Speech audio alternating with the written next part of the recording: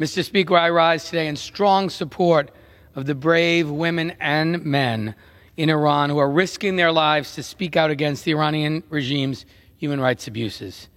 Today marks 131 days of ongoing protests in Iran, 131 days since Mahsa Amini was laid to rest after being harassed, arrested, and ultimately killed by Iran's so-called morality police for simply wearing her hijab incorrectly. Since her murder, the people of Iran, women and men alike, have taken to the streets in more than 133 cities across the country to demand their basic rights and freedoms be respected. For nearly 19 weeks, protesters have gone out into the streets, making their voices heard and demanding to be treated with dignity.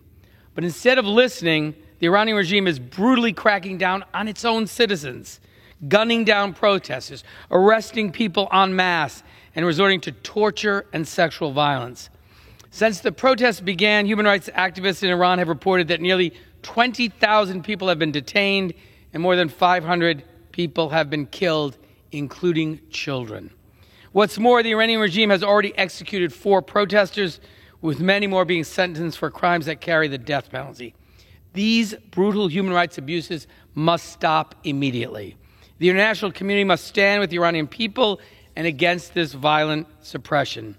The Iranian regime must stop supporting Russia's brutal invasion of Ukraine, stop spreading terror across the region, and start listening to its own people. Today, the House is coming together to condemn unequivocally the Iranian regime's brutality and to express support for the Iranian people.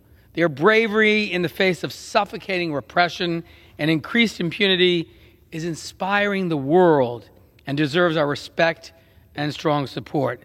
They must know America stands with them.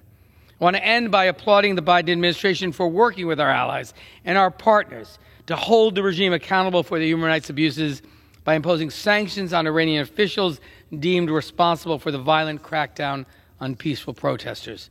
I look forward to continuing our bipartisan work to advance the cause of human rights in Iran. I thank the gentleman again for yielding, and I yield back the balance of my time.